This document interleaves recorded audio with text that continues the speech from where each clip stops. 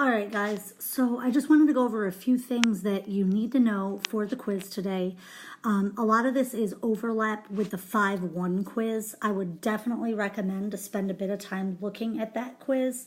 So let's go ahead and get started. The first thing that you will have to do is be able to draw angles in standard position. So taking a look here at the first one, I would begin with a point at the origin, and my initial ray has to be on the positive x-axis. To go to 405 degrees, I pass 90, 180, 270, 360, and then I'm going about halfway in between here. One of the things that a lot of you forgot on the quiz was you have to put that rotational arrow so we know which direction you're moving. So please be sure to do that today. For part B, it says to name the quadrant the angle is located. This angle is located in quadrant number 1, but we have to use Roman numerals. Again, a lot of you made that mistake on the initial quiz. And finally, for part C, we have to name a coterminal angle, and it says such that, sorry, my writing isn't so good over there. It's basically the angle has to be between 0 and 360. So for my 405 degree angle, all I'm going to do is subtract 360, and that'll give me my answer, which is 45 degrees. So that would be the answer for part C. Okay, moving over here to number 2, we're going to do the same thing. So angle in standard position, I have to start at the vertex. My initial ray is on the positive x-axis. This time, since it's negative 325, I've got to go clockwise, the opposite direction that I did on number 1. So there's negative 90, negative 180, negative 270, and negative 325 is going to be right about here. Again, don't forget we need that rotational arrow. For part B, this angle lies in quadrant 1. Again, I'm using a Roman numeral. For part C, to get a coterminal angle between 0 and 360, I'm going to take my negative 325 and I'm going to add 360 to get a coterminal angle that is 35 degrees. All right, guys, the next thing that you do need to know are the 2 formulas that I have listed here. One is if they're asking you to find an angle when they give you the intercepted arc and the radius. And then the other one is when they want you to find the arc and they give you an angle theta, but the angle that they give you is going to be in degrees and you have to switch it to radians, and they also give you the radius. If you want to see problems like this, you could look at numbers 18 and 19 on the 5-1 quiz. We did them on that quiz. So again, that quiz is a great resource for you. But if I told you, for example, let's say if I gave you that the radius was 3 yards, and then I said that the arc length was equal to 10 yards, and then I said, what is the radian measure of the central angle? That's this first formula. Theta equals S over R. S is the arc. Radius is 3. So 10 over 3, you could reduce that or you could leave that just like that. Another question might be if I said that the radius equals 3 feet, and then I said the central angle was 215 degrees, we would now be using that second formula. However, we would need to change this 215 degrees into radians. So I would now need to multiply by pi radians over 180. And so from here, when I do this multiplication, this all reduces down to a kind of a weird answer, 43 over 36 pi. And this is the angle that I would want to use. So now what I'm going to do is I'm going to be going with my second formula there, the one that says S equals theta times the radius. So theta is 43 over 36 pi times 36. This would be put into the calculator.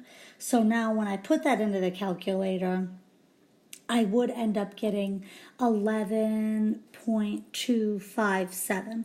So you can practice putting all of that into the calculator. All right, moving on, we've got to be able to convert from degrees to radians and then back again from radians to degrees. So right here where I have 215 degrees, to get that into radians, I'm going to take my 215 multiplied by pi radians over 180. So that gives me 215 pi over 180. And then from there, guys, I really just need to reduce this. And so if I divide 215 by 5, I get 43. If I divide 180 by 5, I get 36. We really can't reduce that any further, so I really would just leave that as my final answer. On the second part, where I have 4 pi over 9 radians, and I need to get that to degrees, I'm going to multiply by 180 over pi radians. So here, pi and pi radians, that cancels out. And then we just multiply across. 180 times 4 gets me 720 all over 9. 720 divided by 9, I end up getting 80 degrees. All right, so here's some new stuff. This is from section 5.2. The first thing that you will have to be able to do is to use the good old Pythagorean theorem. That's my a squared plus b squared equals c squared, c is the hypotenuse, to find the missing side of a right triangle. Now this example is pretty easy. I'm hoping you guys all remember that this would be considered a 3, 4, 5, but if you didn't know that, you still could figure this out with the Pythagorean theorem. So I would plug in 3 squared plus b squared equals 5 squared, 9 plus b squared equals 25, we'd get b squared equals 16, and if I take the square roots of both sides, that's how I'm getting b equals 4. Once I find that missing side, now I am going to be able to find all of the 6 trig functions for the angle theta, and let's just say this is theta right there. So if I start off and I go with the sine of theta is opposite over hypotenuse. Cosine of theta would be the adjacent over the hypotenuse. And finally, tangent of theta would be the opposite over the adjacent. Once you get all of those, then it's very easy to get the reciprocals. So let me get rid of this for a quick second. As far as my reciprocals go, the reciprocal of sine would be cosecant of theta. That would equal 5 over 4. Okay, next is secant of theta. That would be 5 over 3. And finally, cotangent of theta would be 3 over 4. Okay, and again, what we used to help us remember this was our good old SOHCAHTOA. That's gold, and you need that. Okay, guys, we really haven't seen one like this, but I'm going to show you how to work this one out. You will have a question like this on the quiz. It says, given sine of theta equals 2 over 7, find the other 5 trig functions. So the first thing I would recommend to do is to draw a little right triangle and call one of the angles theta. So again, I'll just call that one theta. I know that my sine ratio, like as far as SOHCAHTOA goes, is opposite over hypotenuse. So therefore, I know 2 has to be the opposite and 7 has to be the hypotenuse. So I'm going to put 7 where my hypotenuse goes. I'll put 2 as the opposite angle. And I really will be able to figure out all of the other 5 trig functions if I can figure out this side. So just like I showed you on the previous problem, the next step would be my Pythagorean theorem. So I'm going to go 2 squared plus b squared equals 7 squared. 4 plus b squared equals 49. B squared equals 45, and then from here, if I take the square roots of each side, I'll end up getting b equals the square root of 45. Now 45 doesn't have a perfect square root. I don't really want to get the decimal, but I do want to simplify that radical. So I can simplify it by making it 9 times 5, which ends up giving me 3 times the square root of 5. Remember, square root of 9 is 3, so that breaks out of there. So this side, I'm going to keep as 3 square root of 5. One thing that's really important, guys, is keep that in simplified radical form. So here we are. Now that we know what the third side of the triangle is, I will be able to get all of my trig ratios. So for starters, sine of theta, which they gave me, was 2 over 7. Cosine of theta is going to be the adjacent, 3 square root of 5, all over the hypotenuse. And then tangent of theta is going to be the opposite, all over the adjacent. Now we know from the lesson in class that we cannot leave that tangent down there like that, but just for a moment I am going to leave it like that until I get all of my my reciprocals. So now I'm going to go to cosecant of theta. That'll be the reciprocal of sine, so 7 over 2. Secant of theta is going to be 7 over 3 square root of 5. Again, I'm not going to be able to leave that, but I'll come back and hit that up in a second. Cotangent of theta would be 3 square root of 5 over 2. So now that I'm here, I'm almost done. All I need to do is I need to go back and I have to rationalize the denominators for tangent and secant. And so to rationalize the denominator, I'm going to multiply top and bottom by the square root of 5 in this case. This is going to give me 2 times the square root of 5 all over. It'll be 3 square root of 5 times square root of 5 is 5. So 3 times the 5, I'll get 15. For the secant part, I have to really do it the same way. Multiply top and bottom by the square root of 5. So the numerator is 7 times the square root of 5. The denominator is the same. 3 times square root of 5 times square root of 5. Well, square root of 5 times square root of 5 is 5. So 3 times 5 is 15. Okay, we have to be able to use our calculator to find different things. So for starters, on number 1, if I have to find the tangent of 51.8 degrees, I number 1 want to make sure that my calculator is in degree mode. And then literally all I am putting in the calculator is I hit the tangent button, I hit 51.8, and I hit equals. And if you guys practice that, you should end up getting 1.27077. And just read the directions on the quiz to see how it's going to ask you to round that. Okay. Let's jump to number 3 really quick, because 3 I see is also in degree mode, so we won't need to change our calculator. But in order to do this one, it's the secant. Secant is the reciprocal of the cosine. So what I'm going to need to do here is, you got to know that, which one is which. I'm going to actually hit cosine in my calculator of 45. And then after I close that parenthesis, I'm going to hit the button that's the reciprocal button, x to the -1. And then I'm going to hit my equal button.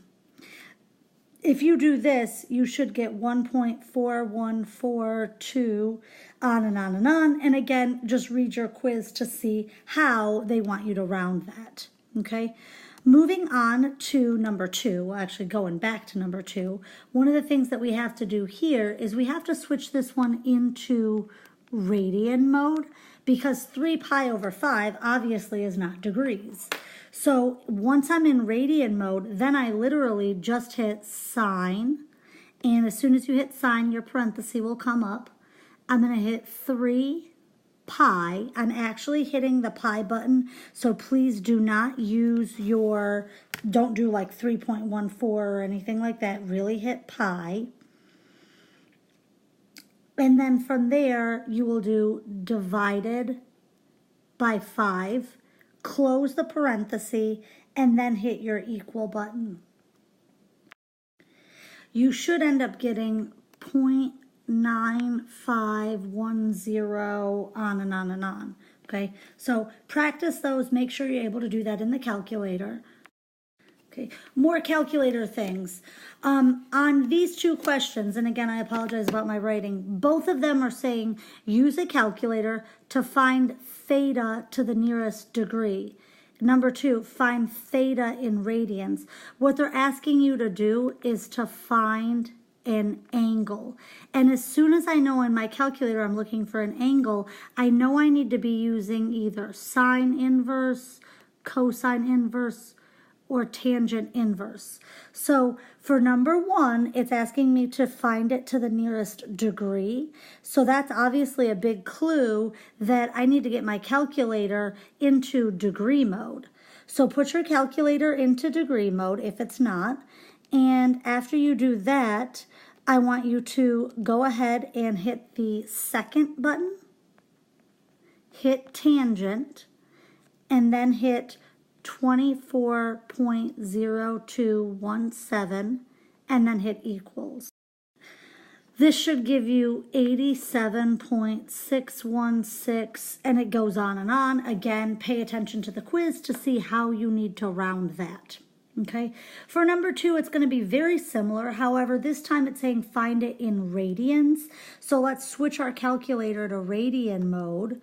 And after that, you're literally going to hit the second sign, and then we're going to put in 0.665, close that parenthesis, and hit the equal sign. So you should get, I'm just working mine out right now, 0.72749, on and on and on. And again, we'll round according to whatever the directions are on the quiz. All right, guys, that is pretty much it. You have two questions like what we saw yesterday on the 5.2 application exercises. So please look over your notes. Remember, always draw the picture if they don't give you one. Every picture should be a 90-degree triangle, okay? Also, write the equation. Don't try to just solve this all in your head or in your calculator. Really write the equation out. And then like we just saw on the last page, if you're being asked to find the angle, you've got to use either sine inverse, cosine inverse, or tangent inverse. And to get those, we have to hit second sine, second cosine, or second tangent. Okay, so look over the notes, 5.1, 5.2, look over the homeworks that we have done for them, and of course, look over your first quiz, 5.1 quiz. All right, you guys got this. I will see you on Friday.